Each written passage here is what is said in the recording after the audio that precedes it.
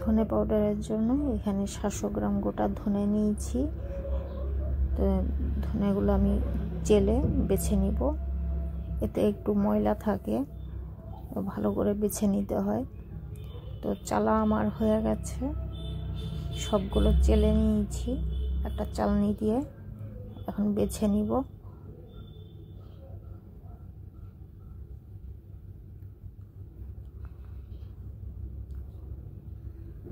তো বেছে নিয়েছি এই ধনেগুলো, এখন আমি অল্প অল্প করে একটা কড়াইতে ভেজে নিব। একবারে সবগুলো কড়াইতে ঢেলে দিব না, অল্প অল্প করে নেব, তো ভাজাটা ভালো হবে।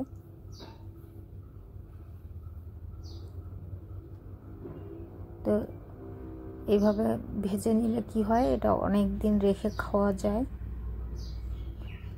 আর ধনের একটা ফ্লেভার আসে ভালো।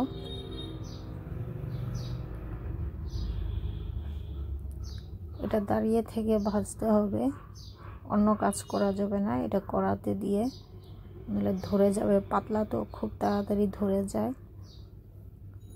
হালকা করে ভাজতে হবে, বেশি ভাজলে আবার কালো হয়ে যাবে, ধনের পাউডার কালো হবে, কালো হলে যে কোনো রেসিপিতে দিলে দেখতে ভালো লাগবে না।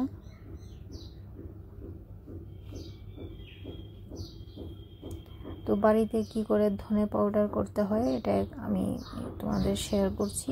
তোমরা যদি ভালো লাগে তোমাদের ভিডিওটা ধৈর্য ধরে দেখতে থাকো। আমরা তো ভালো ভালো প্যাকেটগুলো কিনে আনি অনেক দাম দিয়ে, তো এটা না করে যদি বাড়িতে একটু বেশি করে বানিয়ে রাখি, এইভাবে ভেজে, একটু খাটতে হয়। আমি বেশি বানাচ্ছি বলে আমার একটু টাইম লেগেছে, কিন্তু যাদের কম লাগে তাদের তো তাড়াতাড়ি হয়ে যাবে, 5 মিনিটের মধ্যেই হয়ে যায়। তো আমি এক বাটি করে এইভাবে কড়াতে দিচ্ছি আর নেড়ে চেড়ে ভেজে নিচ্ছি। সবগুলো একসঙ্গে দিলে কি হবে, সব কিছু ভাজা হবে, আবার কিছু কালো থাকবে, আবার কিছু একদমই ভাজা হবে না। তো এই জন্য আমি এক বাটি করে একটা বাটি নিয়েছি স্টিলের, এটার মাপ মতো দিয়ে নিচ্ছি, ভেজে ভেজে আমি নামিয়ে দিচ্ছি।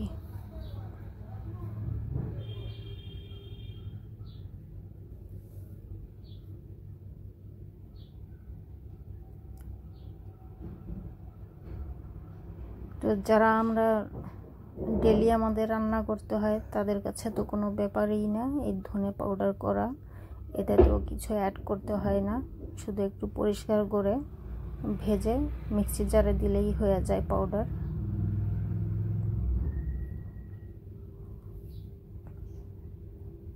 তো এইভাবে নেড়ে চেড়ে তারপর কড়াইটা এইভাবে ঝাঁকিয়ে দিলে সবগুলো ঠিকমতো ভাজা হয়।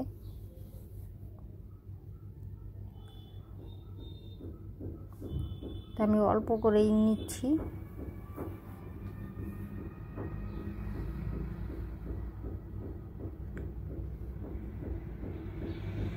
আর যদি মনে হয় দুই একটা ধনের নিজস্ব একটা ছিলকার মতো থাকে ডান্ডি, ওটা পেলে ওটা বার করে দেবে, কারণ ওটা মিক্সিতে দিলে আবার ওটা গোটা গোটা থেকে যাবে।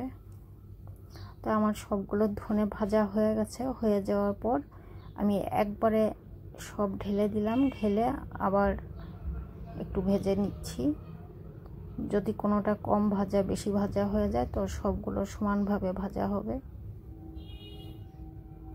আর এইভাবে করে উল্টো করে দিচ্ছি, উপরেরটা নিচে, নিচেরটা উপরে।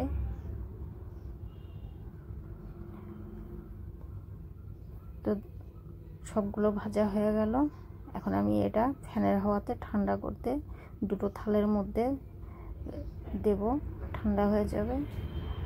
তো কালারটা দেখে নাও, আমার সব সমানভাবে ভাজা হয়েছে, কোনোটা বেশি বা কোনোটা কম বা পুড়ে যাওয়া জ্বলে যাওয়া কোনোটাই হয়নি।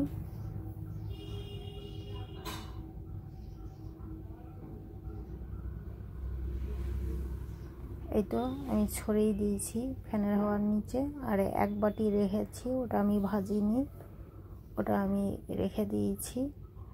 কোনো রেসিপিতে গোটা ধনে ইউজ করতে হয় তখন আমি ইউজ করব, ওটার পাউডার করব না। তো ওটাও আমি হালকা করে একটু ভেজে রাখবো, নইলে ওটা রাখা যাবে না। বর্ষাকালে ওটাতে কালো কালো কেরি ধরে যায়, ভেজে রাখলে সেটা আর হয় না।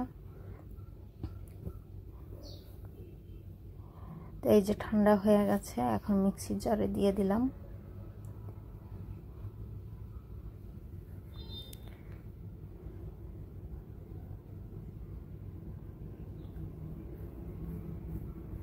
তো যখন এই ধনেগুলো ভাজা হবে, তার কিছু 1-1.5 ঘন্টার মধ্যে যদি ভেজে নেওয়া যায় তাহলে তাড়াতাড়ি পাউডার হয়ে যায়, কারণ এটা একটু মচমচে থাকে, পাউডারটা খুব তরজলদি হয়ে যায়। তো এইভাবে আমি 1 বাটি করে মিক্সির জারে দিচ্ছি, আর পাউডার বানিয়ে একটা চালনি দিয়ে এইভাবে চেলে নিচ্ছি সব।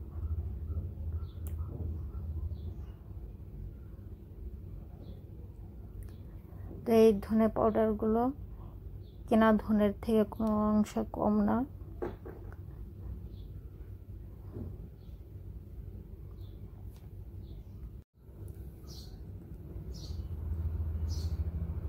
তো ভিডিওটা স্কিপ না করে পুরো ভিডিওটা দেখতে থাকো, কি করে বাড়িতে ধনে পাউডার তৈরি হয়ে যায় খুব অল্প সময়ের মধ্যে। তোমরাও পারবে এইভাবে ধনে পাউডার করতে। ধনে পাউডার, জিরে পাউডার, লঙ্কা পাউডার করা যায়, কিন্তু ওটা চোখে মুখে আসে বলে জ্বালা করে ওটা আমি করি না।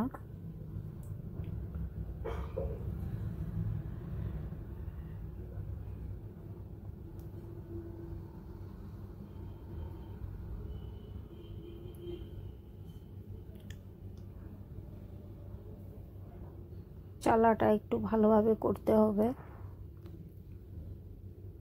নাহলে এটা তরকারিতে দিলে আবার মুখে লাগবে।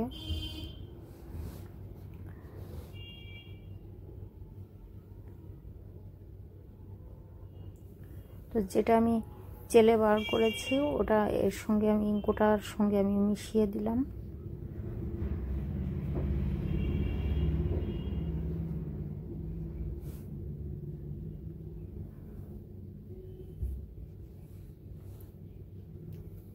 একটু বেশি করে পাউডার বানিয়ে রাখলাম, এটা আমার অনেক দিন হয়ে যাবে।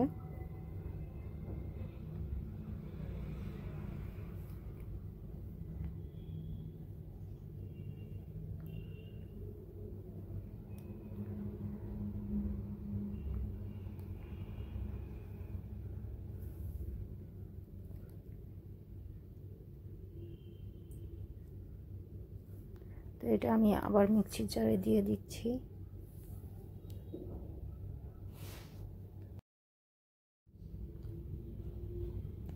তো আমি দুটো থালাতে ঠান্ডা হতে দিয়েছিলাম, বোলেরটা শেষ হয়ে গেছে।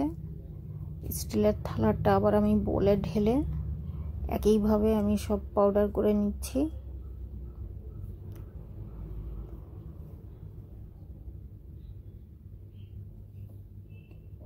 আর এমন না যে সবগুলো একবারে পাউডার করে তারপরে চালতে হবে, ওটা করা যাচ্ছে না, কারণ মিক্সির জারটা খুব বেশি গরম হয়ে যাচ্ছে।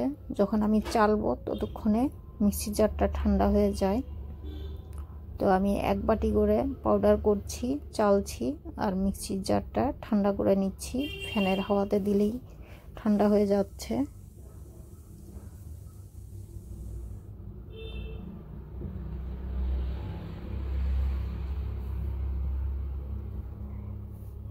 এক কেজি 1.5 কেজি একবারে করা যায় না, অনেক বেশি টাইম লেগে যাবে। তোমরা আবার যদি বাড়িতে ধনে পাউডার করো 1-1.5 কেজি নিয়ে বসবে না, পারবে না একবারে এতগুলো করতে।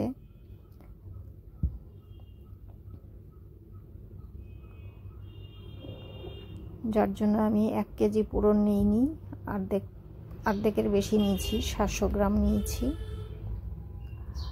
তো আমার সবগুলো পাউডার করা হয়ে গেছে। লাস্টে যেটা চেলে এক সাইডে রেখেছিলাম, ওটা আরেকবার আমি দিয়ে দিলাম।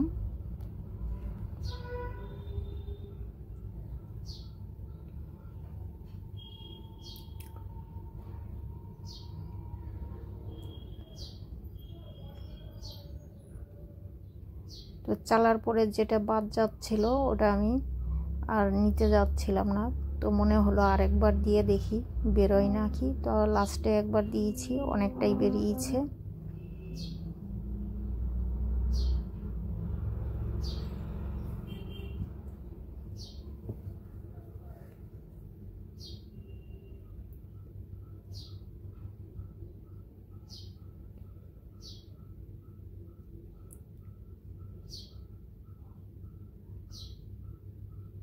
তো এই যে এটা তো বাদ দিতে হয়, তো এটা আমি লাস্টের দিকে আরেকবার দিয়েছিলাম, তো এর থেকে অনেকটাই বেরিয়েছিল।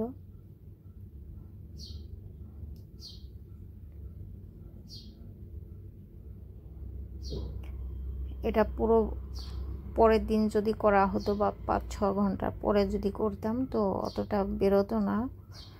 জিনিসটা মচমচে ছিল বলেই লাস্টের দিকে আর একটু বার করতে পারলাম। তো এখন এটা আমি ঠান্ডা করতে দেব। ঠান্ডা বলতে এমনি কিচেনে এক সাইডে রেখে দেব, ফ্যানের হাওয়াতে দেব না, অর্ধেকটা উড়ে চলে যাবে, ঘরও ময়লা হবে। তো এইভাবে আমি থালার মধ্যে ছড়িয়ে রাখলাম, এটা ঠান্ডা হবে। 1.5-2 ঘন্টা পরে এটা আমি জারে ভরে রাখবো, এটা অনেক দিন যাবে। ভালো ফাইন পাউডার হয়েছে।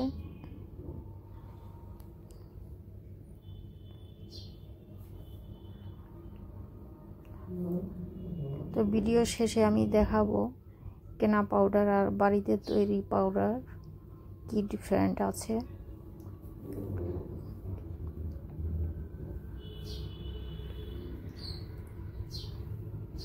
তো এটা আর কোনো কাজের নয়, এটা ফেলে দিতে হবে। এই যে তৈরি হয়ে গেল বাড়িতেই এত ভালো পাউডার। তো কেনা পাউডারের মধ্যে কি ডিফারেন্ট আছে ওটা একটু দেখে নাও, বোঝাই যায় না কোনটা প্যাকেটের আর কোনটা বাড়ির তৈরির পাউডার।